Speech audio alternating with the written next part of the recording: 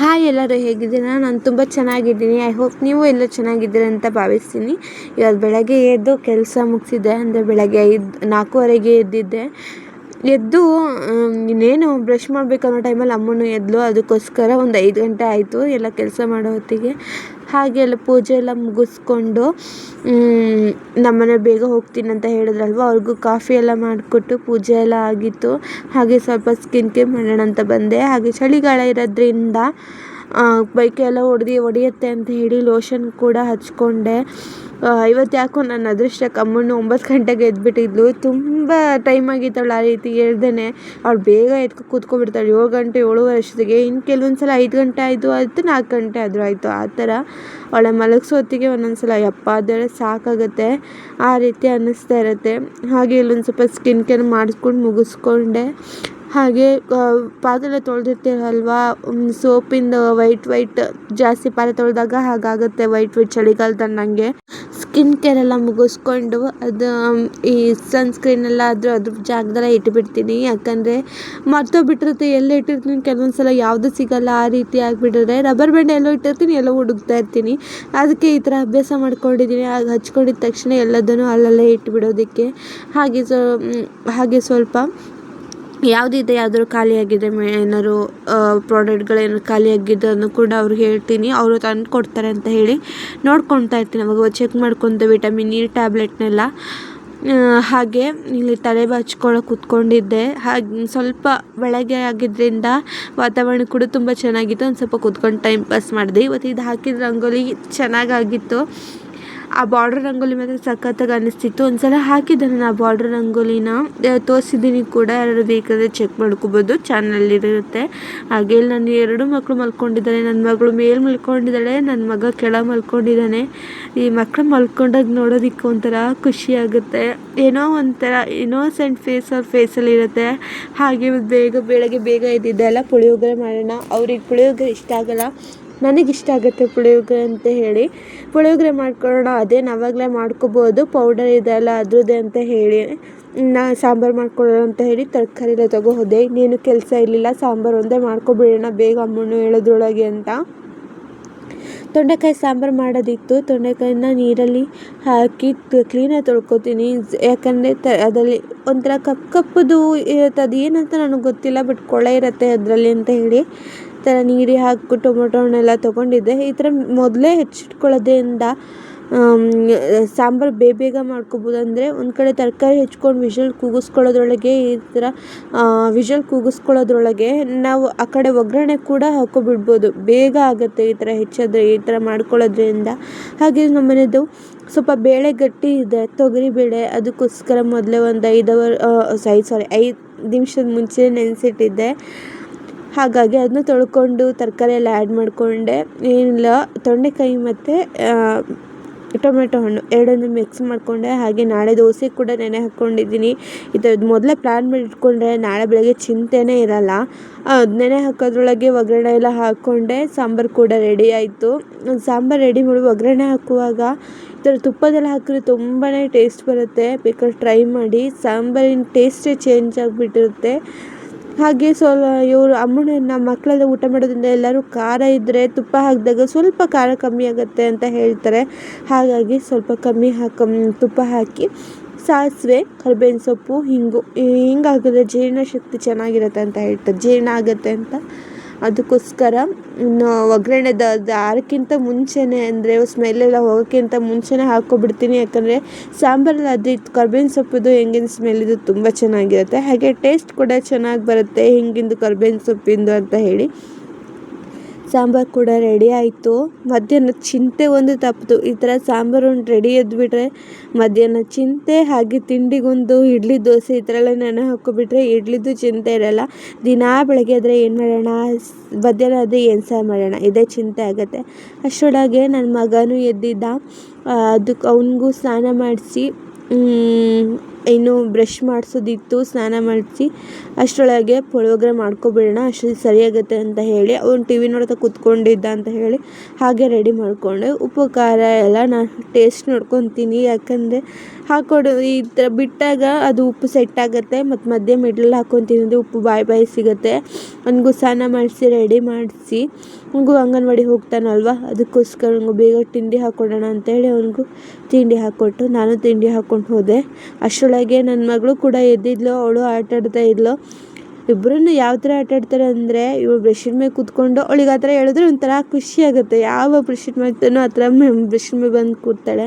ನನ್ನ ಮಗ ಕೀಟ್ಲೆ ಮಾಡ್ತಾಯಿದ್ದ, ಅದಕ್ಕೆ ಅವನಿಗೂ ಹೇಳ್ತಾ ಇದ್ದೆ ಹಾಗೆ ಹಾರಬೇಡ ತಂಗಿ, ಮಲ್ಕೊಂಡಿದ್ದಾಳೆ, ಮೇ ಬಿದ್ದರೆ ಏನು ಮಾಡೋದು ಅಂತ.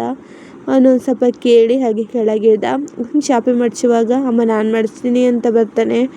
ಬಿಟ್ಬಿಡ್ತೀನಿ, ಅವ್ರು ಏನು ಮಾಡ್ತಾರೆ ಅದು ಕೆಲಸ ಬಿಟ್ಬಿಡ್ತೀನಿ, ಅಂದರೆ ಅವರು ಕಲ್ತ್ಕೊಳ್ಳಿ, ಇಂಡಿಪೆಂಡೆಂಟ್ ಆಗಲಿ, ಯಾರ ಮೇಲೂ ಡಿಪೆಂಡೆಂಟ್ ಆಗಬಾರ್ದು ಅಂತ ಹೇಳಿ ಅವ್ನು ಹಾಗೆ ಮಾಡಿಸ್ತಾ ಇದ್ದ. ನಾನು ಹಾಗೆ ಸೈಡಲ್ಲಿ ಇಟ್ಕೊಂಡಿದ್ದೆ. ನನ್ನ ಮಗಳು ಹಾಗೆ ಮಲ್ಕೊಂಡು ಇವರಿಬ್ಬರು ಏನು ಮಾಡ್ತಾರೆ ಅಂತ ನೋಡ್ತಾ ಇದ್ಲು.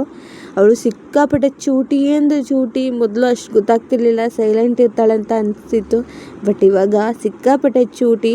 ಜಸ್ಟ್ ಕ್ಲೀನ್ ಮಾಡಿರ್ತೀನಿ, ಅಲ್ಲ 2 ನಿಮಿಷದಲ್ಲಿ ಯಥಾ ಪ್ರಕಾರ ಅದೇ ಆಗಿಬಿಟ್ಟಿರುತ್ತೆ.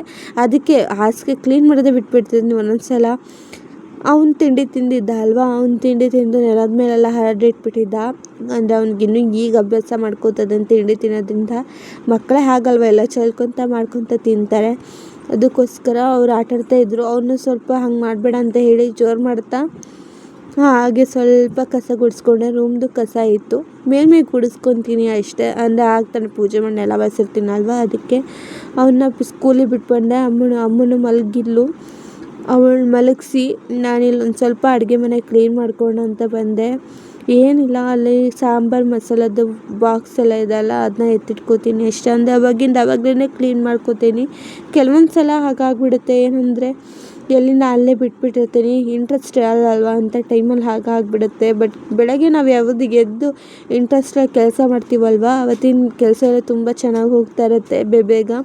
ಹಾಗೆ ಸ್ವಲ್ಪ ಹಾಲು ಉಳಿದಿತ್ತು, 1 ಲೀಟ್ರ್ ಹಾಲು ಅಂತ ಹೇಳಿದೆ ಅಲ್ವಾ, ಇಷ್ಟು ಹಾಲು ಉಳ್ಕೊಂಡಿತ್ತು, ಒಂದು ಅರ್ಧ ಲೀಟ್ರಷ್ಟು. ಇದೇನಪ್ಪ ಮಾಡೋದಂತ ಅಂದ್ಕೊಳ್ಳುವಾಗ ಬಿಡು ಮೊಸರಾರ ಮಾಡೋಣ, ಹೇಗಿದ್ದು ಪ್ಯಾಕೆಟಾಗಿ ಮೊಸರು ಮಕ್ಕಳಿಗೆಲ್ಲ ತಿನ್ನಿಸು ಸರಿಯಾಗಲ್ಲ ಅಂತ ಹೇಳಿ, ಹೇಗೋ ಹಾಲಿದೆ ಅಲ್ಲ ಅಂತ ಹೇಳಿ ಅದನ್ನು ಕೂಡ ರೆಡಿ ಮಾಡ್ಕೋತಾ ಇದ್ದೆ.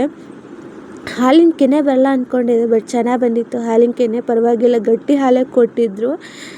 ಕೆಲವೊಬ್ರು ನೀರು ಹಾಕಿ ಕೆಲವೊಬ್ರು ಎಲ್ಲರೂ ಅಂತ ಹೇಳಲ್ಲ, ನೀರು ಹಾಕಿ ಹಾಲು ಮಾಡಿಕೊಡ್ತಾರೆ, ಬಟ್ ಇವ್ರು ಹಾಕ್ಕೊಟ್ಟಿರಲಿಲ್ಲ. ತುಂಬ ಚೆನ್ನಾಗಿ ಕೊಟ್ಟಿದ್ರು ಹಾಲನ್ನು, ಫಸ್ಟ್ ತರಿಸಿರೋದು, ಆದ್ರೂ ಪರವಾಗಿಲ್ಲ, ಖುಷಿ ಆಯಿತು. ಹಾಲು ತುಂಬ ಚೆನ್ನಾಗಿ ಬರುತ್ತೆ, ಹಾಲು ತುಂಬ ಗಟ್ಟಿ. ಹಾಗೆ ನಾನು ಕಾಫಿ ಟೀ ತುಂಬ ಕಮ್ಮಿ ನಾನು ಕುಡಿಯೋಲ್ಲ. ನಿಜ ಹೇಳಬೇಕಂದ್ರೆ ಈ ಹಾಲು ತಂದಾಗಿಂದ ನಾನು ಕಾಫಿ ಟೀನೇ ಕುಡ್ದಿರಲಿಲ್ಲ. ನಮ್ಮನೆ ಕೇಳಿದಾಗ ಇಲ್ಲ ಚೆನ್ನಾಗಿದೆ ಹಾಲು, ಕಾಫಿ ಟೀ ಎಲ್ಲ ರುಚಿ ಬರುತ್ತೆ ಅಂತ ಹೇಳಿದರು. ಹಾಗೆ ಇಲ್ಲಿ ಮೊಸರಿಗೋಸ್ಕರ ರೆಡಿ ಮಾಡ್ತಾಯಿದ್ದೆ. ಮೊಸರು ಏನು ಮಾಡ್ತೀನಿ ಅಂದರೆ, ನಂದಿನಿ ಬರುತ್ತಲ್ವ, ನಂದಿನಿ ಗಟ್ಟಿ ಮೊಸರು, ಅದೇ ಮೊಸರನ್ನ ಒಂದು ಸ್ಟೇನರಲ್ಲಿ ಹಾಕಿ ಸ್ವಲ್ಪ ನೀರು ಸೋಸ್ಕೋತೀನಿ. ಅಂದರೆ ಈ ಥರ ಗಟ್ಟಿ ಮೊಸರು ಬಂದಾಗ ನೆಕ್ಸ್ಟ್ ನಾವು ಹೆಪ್ಪಾಕೋ ಮೊಸರು ಕೂಡ ಗಟ್ಟಿ ಬರುತ್ತೆ, ನೀರು ಇರಲ್ವಲ್ಲ, ಅದಕ್ಕೋಸ್ಕರ ಹೆಂಗೂ ಹಾಲಿಗೆ ಕೂಡ ನೀರು ಹಾಕಿರಲ್ಲ, ಗಟ್ಟಿ ಹಾಲನ್ನೇ ಮಾಡಿರೋದ್ರಿಂದ ಇದಕ್ಕೆ ಅಡ್ಜಸ್ಟ್ ಆಗುತ್ತೆ ಅಂತ ಹೇಳಿ ಈ ಥರ ಸ್ಟ್ರೈನರಲ್ಲಿ ಒಂದು 5 ನಿಮಿಷ ಬಿಡ್ತೀನಿ ಅಷ್ಟೇ. ಅಂದರೆ ನೀಟಾಗಿ ಮಧ್ಯೆ ನೀಟಾಗಿ ಮಿಕ್ಸ್ ಮಾಡ್ಕೋಬೇಕು. ನೀಟಾಗಿ ಮಿಕ್ಸ್ ಮಾಡ್ಕೊಂಡಾಗ ಮೇಲೆಲ್ಲ ನೀರು ನಿಂತಿದ್ರೆ ಚೆನ್ನಾಗಿ ಅಬ್ಸರ್ವ್ ಆಗುತ್ತೆ ಅಂತ ಹೇಳಿ, ಅಂದರೆ ನೀರು ಕ್ಲೀನಾಗಿ ನೀರು ಸೋಸ್ಕೊಳತ್ತೆ ಅಂತೇಳಿ ಈ ಥರ ಮಧ್ಯೆ ಇದು ಮಾಡ್ಕೋತಾ ಇದ್ದೀನಿ. ಆವಾಗ ಸರಿಯಾಗುತ್ತೆ, ಗಟ್ಟಿಯಾಗಿ ಮೊಸರು ಸಿಗುತ್ತೆ. ನೋಡ್ಬೋದು ಯಾವ ಥರ ಗಟ್ಟಿ ಮೊಸರು ಸಿಗುತ್ತೆ ಅಂತ, ತುಂಬ ಚೆನ್ನಾಗಿರುತ್ತೆ. ಹಾಗೆ ನಾವು ಮಾಡಿದಾಗ ಕೂಡ ನಾನು ಅದನ್ನು ಯಾವ ಥರ ಬಂದಿತ್ತು ಅಂತ ನೆಕ್ಸ್ಟ್ ವೀಡಿಯೋದಲ್ಲಿ ಹಾಕ್ತೀನಿ. ಸ್ವಲ್ಪ ಕರೆಂಟ್ ಹೋಗಿತ್ತು, ಕರೆಂಟ್ ಬಂತು, ಅದಕ್ಕೋಸ್ಕರ ಲೈಟ್ ಆನ್ ಆಯಿತು ಅಷ್ಟೇ. ಹಾಗೆ ನಾನು ಕೂಡ ಲೈಟಿಗೆ ಅಡ್ಡ ನಿಂತಿರ್ತೀನಲ್ವ, ಅಷ್ಟು ಕಾಣಿಸೋದಿಲ್ಲ ಕ್ಲಿಯರಾಗಿ ಅನ್ಕೋತೀನಿ. ಹಾಗೆ ಈ ಥರ ಗಟ್ಟಿ ಮೊಸರು ತುಂಬಾ ಚೆನ್ನಾಗಿರುತ್ತೆ. ಈ ಥರ ಗಟ್ಟಿ ಮೊಸರು ಹಾಕಿದಾಗ ಅದೊಂಥರ ಬೇರೆ ಬರುತ್ತೆ, ಇದೊಂಥರ ಬೇರೆ ಬರುತ್ತೆ, ಬೇಕಾದ್ರೆ ನೀವು ಚೆಕ್ ಮಾಡ್ಕೋಬೋದು. ನಾನು ಹಾಗೆ ಅಲ್ಲಿ ಸೋಸುವಾಗ ಸ್ವಲ್ಪ ಕೆಳಗೆ ಬಂದಿತ್ತು ಮೊಸರು ಅಂತ ಹೇಳಿ ಅದನ್ನು ಕೂಡ ಎತ್ತಿ ಮೇಲೆ ಹಾಕ್ಕೊಂಡು ಅದು ಕೂಡ ನೀಟಾಗಿ ಮಿಕ್ಸ್ ಮಾಡ್ಕೊಂಡು, ಇಲ್ಲ ನೀರಿದ್ದರೆ ಕೆಳಗೆ ಹೊರಟೋಗ್ಬಿಡಲಿ ಅಂತ ಒಂದು ಏರ್ ಟೈಟ್ ಕಂಟೈನರ್ ಅಥವಾ ಈ ಥರ ಸ್ಟೀಲಿನ ಬಾಕ್ಸ್ ಇದ್ದರೆ ನಾವು ಅದಕ್ಕೆ ಹಾಕ್ಕೋಬೋದು. ಆಲ್ಮೋಸ್ಟ್ ಏನು ಗೊತ್ತಾ, ಯಾವಾಗಲೂ ಪ್ಲಾಸ್ಟಿಕ್ಕಿಂದಲ್ಲಿ ಹಾಕಬಾರ್ದು ಅಂತ ಹೇಳ್ತಾರೆ, ಅದು ಹೆಲ್ತಿಗೆ ಒಳ್ಳೆಯದಲ್ಲ ಅಂತ ಹೇಳಿ. ಅದಕ್ಕೋಸ್ಕರ ನಾನು ಈ ಥರ ಸ್ಟೀಲ್ ಬಾಕ್ಸಲ್ಲಿ ತೊಗೊಂಡು ಸ್ಟೀಲ್ ಬಾಕ್ಸಲ್ಲಿ ಹಾಕಿದೆ. ನಾನು 2 ಸ್ಪೂನ್ ಹಾಕ್ಕೊಂಡ್ರೆ ಸಾಕು, ನಾನು ಇಲ್ಲಿ 3-4 ಸ್ಪೂನ್ ಹಾಕ್ಕೊತೀನಿ, ಸುಮ್ಮನೆ ವೇಸ್ಟ್ ಮಾಡೋಕ್ಕಾಗಲ್ಲ ಅಂತ. ನಾವು ಈ ಮೊಸರು ಎಷ್ಟು ಗಟ್ಟಿ ತೊಗೊಂಡಿದ್ದೀವಲ್ಲ ಅಷ್ಟೇ ಮೊಸರು ಗಟ್ಟಿಯಾಗಿ ಬರುತ್ತೆ. ನೀವು ಒಂದ್ಸಲ ಟ್ರೈ ಮಾಡಿ. ಆಲ್ಮೋಸ್ಟ್ ನಿಮ್ಗೆ ಗೊತ್ತಿದೆ ಅಂತ ಅನ್ಕೋತೀನಿ, ಬಟ್ ಗೊತ್ತಿಲ್ಲದಿರೋ ಟ್ರೈ ಮಾಡ್ಬೋದು. ಚೆನ್ನಾಗಿ ಬರುತ್ತೆ ಮೊಸರು. ಈ ಹಾಲಂತ ಅಲ್ಲ, ನೀವು ಪ್ಯಾಕೆಟ್ ಹಾಲು ತರ್ತೀರಲ್ವ ಅದನ್ನು ಕೂಡ ಇದೇ ರೀತಿ ಮಾಡ್ಬೋದು, ತುಂಬಾ ಚೆನ್ನಾಗಿ ಬರುತ್ತೆ. ಹಾಗೆ ಮನೇಲಿ ಮಾಡಿದ ಮೊಸರು ಅಲ್ವ, ಟೇಸ್ಟ್ ಕೂಡ ತುಂಬ ಚೆನ್ನಾಗಿರುತ್ತೆ. ಹುಳಿ ಕೂಡ ಅಷ್ಟು ಹುಳಿ ಇರಲ್ಲ. ಮೊಸರನ್ನೇ ಸಾಮಾನ್ಯ ಹುಳಿ ಇರುತ್ತೆ. ಅದು ಮೊಸರು ಹುಳಿ ಇಲ್ದಿರೋದನ್ನ ಯೋಗರ್ಟ್ ಅಂತಾರೆ ಅನಿಸುತ್ತೆ. ನಾನು ಮೊಸರು ಅಂದಮೇಲೆ ಹುಳಿ ಇದ್ದೇ ಇರುತ್ತೆ ಅಲ್ವ ಸ್ವಲ್ಪನಾದರೂ. ಹಾಗೆ ಈ ಥರ ನೀಟಾಗಿ ಮಿಕ್ಸ್ ಮಾಡ್ಕೊಂಡು, ನಾವು ಮೊಸರು ಹಾಕೋದು ಎಷ್ಟು ಇಂಪಾರ್ಟೆಂಟು, ನೀಟಾಗಿ ಮಿಕ್ಸ್ ಮಾಡ್ಕೊಳ್ಳೋದು ಕೂಡ ಅಷ್ಟೇ ಇಂಪಾರ್ಟೆಂಟು. ಇದು ಸ್ವಲ್ಪ ಬಾಕ್ಸ್ ಮುಚ್ಚಳ ಸ್ವಲ್ಪ ಲೂಸ್ ಇದೆ, ಅದಕ್ಕೋಸ್ಕರ ನಾನು ಅದನ್ನು ಶೇಕ್ ಆಗಬಾರ್ದು ಅಂದರೆ ಪದೇ ಪದೇ ಎತ್ತಿ ಇಳಿಸಿ ಮಾಡಿದ್ರೆ ಮೊಸರು ಇದೆ ಅಲ್ವ ಅದನ್ನ ಕ್ಲೀನಾಗಿ ಫಿಕ್ಸ್ ಆಗೋಲ್ಲ. ಅದಕ್ಕೋಸ್ಕರ ಎಲ್ಲಿ ನಾವು ಇಟ್ಟಿರ್ತೀವಿ ಅಲ್ಲೇ ಇಟ್ಟಿರಬೇಕು. ಅದನ್ನ ನೀಟಾಗಿ ಫಿಕ್ಸ್ ಮಾಡೋರೆ ಒಂದು ಎತ್ತಿ ಇಳ್ದಿರೋ ಜಾಗದಲ್ಲಿ ಇಟ್ಬಿಟ್ಟು ಅದ್ರ ಮೇಲೆ ಒಂದು ಒಜ್ಜೆದು ಇರ್ತೀನಿ, ಯಾಕಂದರೆ ಅದು ಸ್ವಲ್ಪ ಲೂಸ್ ಇರೋದ್ರಿಂದ ಅಂತ ಹೇಳಿ. ಹಾಗೆ ಪಾತ್ರೆ ತೊಳ್ಕೊಂಡೆ. ನನ್ನ ಮಗಳು ಪಾಪ ಅಡುಗೆ ಮನೆಯಲ್ಲಿ ಕಾಯ್ತಾ ಇರ್ತಾಳೆ, ಯಾವಾಗಪ್ಪ ಇವಮ್ಮ ಫ್ರೀ ಆಗ್ತಾಳೆ ಅಂತ. ಅವಳು ಪಾಪ ಬಂದು ಅಮ್ಮ ಅಮ್ಮ ಅಂತ ಅಳ್ತಾನೆ ಇರ್ತಾಳೆ. ಕಾಲು ಹಿಡ್ಕೊಳ್ಳೋದಂದರೆ ಮಕ್ಕಳಾದ್ಮೇಲೆ ಕಾಲು ಗಟ್ಟಿ ಹಿಡ್ಕೋತಾರಲ್ವ, ಆ ರೀತಿ ಹಿಡ್ಕೋತಾರೆ. ನಾನು ಪಾಪ ಅವಳನ್ನು ಸಮಾಧಾನ ಮಾಡಿಸಿ ಎಲ್ಲ ಕೆಲಸ ಎಲ್ಲ ಮುಗಿಸ್ಕೊಬಂದು ಹಾಗೆ ಅವಳನ್ನು ಆಟಾಡಿಸ್ತಾ ಇದ್ದೆ. ಮಧ್ಯಾಹ್ನ ಆಯಿತು, ಇಬ್ಬರು ಊಟ ಮಾಡಿ ಮಲ್ಕೊಂಡ್ರು. ಮಧ್ಯಾಹ್ನ ನಂತರ ನನ್ನದು ಸ್ವಲ್ಪ ಕೆಲಸ ಇರುತ್ತೆ, ಅದು ಇದು ಪಾತ್ರೆ ತೊಳೆಯೋದು ಕಸ ಗುಡಿಸೋದು ಅಂತ ಹೇಳಿ ಅದನ್ನು ಕೂಡ ರೆಡಿ ಮಾಡ್ಕೊಳ್ಳೋ ಅಂತ ಬಂದೆ. ಇಲ್ಲಿ ಏನು ಜಾಸ್ತಿ ಯಾವಾಗಲೂ ಕೆಲಸ ಇರಲ್ಲ, ಆವಾಗಲೇ ಕಸ ಗುಡಿಸ್ಕೊಳ್ಳೋದ್ರಿಂದ ಆಟ ಸಾಮಾನೆಲ್ಲ ಎತ್ತಿಟ್ಬಿಡ್ತೀನಿ. ಯಾಕಂದರೆ ಎಮರ್ಜೆನ್ಸಿ ಈಗ ಇವರು ಬಂದರೆ ಇದೇನಪ್ಪ ಮನೆ ಅನ್ನೋ ಥರ ಅನಿಸುತ್ತೆ. ಎಲ್ಲರೂ ಅರ್ಥ ಮಾಡ್ಕೊಳ್ಳಲ್ಲ, ಕೆಲವೊಬ್ರು ಅರ್ಥ ಮಾಡ್ಕೋತಾರೆ, ಬಿಡು ಸ್ವಾತಿ ಪರವಾಗಿಲ್ಲ ಏನಾಗಲ್ಲ ಅಂತ. ಇನ್ನು ಕೆಲವೊಬ್ರು ನಮ್ಮ ಫೇಸ್ ರಿಯಾಕ್ಷನ್ನಲ್ಲೇ ಗೊತ್ತಾಗುತ್ತೆ ಅವ್ರು ಯಾವ ರೀತಿ ಅನ್ಕೋತಾ ಇದ್ದಾರೆ ಮನೆ ನೋಡಿ ಅಂತ. ಹಾಗೆ ನೀನು ಹೊರಗಡೆ ಕಸ ಕೂಡ ಗುಡಿಸ್ಕೊಂಡೆ. ಯಾವಾಗಲೂ ನನ್ನ ಮಗಳು ಅಳಿಸಿಟ್ಟಿರ್ತಾಳೆ ರಂಗೋಲಿನ, ಚೆನ್ನಾಗಿಡೋಕ್ಕೆ ಬಿಡೋದೇ ಇಲ್ಲ ಅವಳು. ತಕ್ಷಣ ಬರ್ಬಿಟ್ಟೆ ಹೊರಗೆ. ಇಲ್ಲೇ ಎಣ್ಣೆ ಕೂಡ ಖಾಲಿಯಾಗಿತ್ತು. ಇದು 1/2 ಲೀಟರ್ ಬಾಟಲ್ ಅಲ್ವಾ, ಅದಕ್ಕೆ ಒಂದು ಕರ್ದ ಇನ್ನೊಂದು ಕರ್ದ ಅಂತ ಹಾಕಿ ಎರಡನ್ನೂ ಎತ್ತಿಟ್ಕೊಂಡೆ. ಅಂದರೆ ಒಂದನ್ನು ನಾನು ಇದು ಮೀಶೋಯಿಂದ ತಂದಿದ್ದಾಗಿತ್ತು, ತುಂಬ ಚೆನ್ನಾಗಿತ್ತು. ಇದು ತುಂಬ ಚೆನ್ನಾಗಿದೆ ಅದು. ಹಾಗೆ ಎಣ್ಣೆ ಹಾಕ್ತೀವಲ್ಲ ಆ ಬಾಟಲು. ದೋಸೆ ಹಿಟ್ಟು ಕೂಡ ರೆಡಿ ಮಾಡ್ಕೊಂಡಿದ್ದೀನಿ. ನಾಳೆದು ದೋಸೆದು ಚಿಂತೆ ಇರಲ್ಲ. ದೋಸೆ ಮತ್ತು ಆಲೂಗಡ್ಡೆ ಪಲ್ಯ ಮಾಡ್ಕೊಳೋ ಅಂದ್ಕೊಂಡೆ, ಬಟ್ ಯಾವಾಗ್ಲೂ ಅದೇ ಆಗುತ್ತೆ ಅಂತ ಹೇಳಿ ಏನಾದ್ರು ಮಸಾಲೆ ಪಲ್ಯ ಮಾಡ್ಕೊಳ್ಳೋಣ, ಕಾಳುಗೆಲ್ಲ ಹಾಕ್ಬಿಟ್ಟು ಅನ್ನಕ್ಕೂ ಸರಿಯಾಗುತ್ತೆ ಅಂತ ಈ ಥರ ಏರ್ ಟೈಟ್ ಕಂಟೈನರ್ ಹಾಕಿಡೋದ್ರಿಂದ ದೋಸೆ ತುಂಬಾ ಚೆನ್ನಾಗಿ ಉಬ್ಬುತ್ತೆ. ಹಾಗೆ ಒದಗಿ ಬರುತ್ತೆ ದೋಸೆ. ಅದಕ್ಕೋಸ್ಕರ ಈ ಥರ ನೀಟಾಗಿ ಮಿಕ್ಸ್ ಈ ಥರ ನೀಟಾಗಿ ಒಂದು ಕ್ಲೋಸ್ ಮಾಡಿ ಅದ್ರ ಮೇಲೆ ಏನಾದ್ರು ಒಜ್ಜೆ ಇರೋದು ಇಟ್ಬಿಟ್ಟಿರ್ತೀನಿ. ಹಾಗೆ ಇಲ್ಲಿ ದೋಸೆ ಎಲ್ಲ ಆಯಿತು. ಇನ್ನೇನು ಈವ್ನಿಂಗು ಆಗೋಯಿತು. ಈವ್ನಿಂಗ್ ಆಗಿರೋದ್ರಿಂದ ಒಂದು ಸ್ವಲ್ಪ ಗ್ಯಾಸ್ ಕೂಡ ಒರೆಸ್ಕೊಂಡು ಏನಂದರೆ ಆವಾಗಲೇ ಒರೆಸ್ಕೊಂಡ್ರೆ ಮತ್ತು ರಾತ್ರಿ ಒರೆಸ್ಕೊಳ್ಳೋದಕ್ಕೆ ಪ್ರಾಬ್ಲಮ್ ಇರಲ್ಲ. ಅದಕ್ಕೋಸ್ಕರ ಆವಾಗಲೇ ನಾನು ಒರೆಸ್ಕೋತೀನಿ. ಆದಷ್ಟು ಅಡುಗೆ ಮನೆ ನೀಟಾಗಿ ಇಡೋದಕ್ಕೆ ಟ್ರೈ ಮಾಡ್ತೀನಿ, ಯಾಕಂದರೆ ನಮ್ಮ ಪ್ರಪಂಚನೇ ಅದು ಅಲ್ವಾ, ಅಡುಗೆ ಮನೆಯೇ ಅಲ್ವಾ.